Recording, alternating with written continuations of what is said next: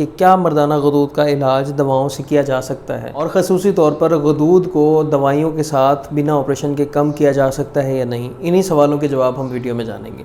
جب بھی مریض کو بڑھتے ہوئے غدود کی وجہ سے علامات سامنے آتی ہیں تو وہ ہمارے پاس اگر پریزنٹ کرتا ہے تو ہم پراپر ہسٹری لیتے ہیں۔ ہسٹری میں مریض سے پیشاب کے متعلق تمام قسم کے سوال کیے جاتے ہیں، جس کی وجہ سے ہمیں کلو ملتا ہے کہ یہ علامات جو ہیں بڑھے ہوئے غدود کی علامت ہیں۔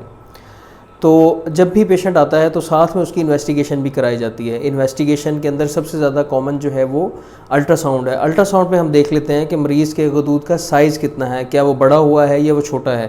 اس کے علاوہ مثانے کے اندر کوئی جو برے اثرات ہیں وہ تو نہیں سامنے نہ آ رہے، جیسے غدود کی وجہ سے مثانہ کمزور ہونے کی علامات آتی ہیں۔ اس کے علاوہ مثانے کی وال کمزور ہو جاتی ہے، مثانے میں پتھریاں بن جاتی ہیں، گردوں کے اوپر پریشر پڑنا شروع ہو جاتا ہے۔ تو ہم عمومی طور پر الٹرا ساؤنڈ میں یہ سب چیزیں دیکھ لیتے ہیں، گردے کیسے ہیں، گردوں میں کوئی رکاوٹ یا آبسٹرکشن یا ایسی کوئی چیز تو نہیں ہے۔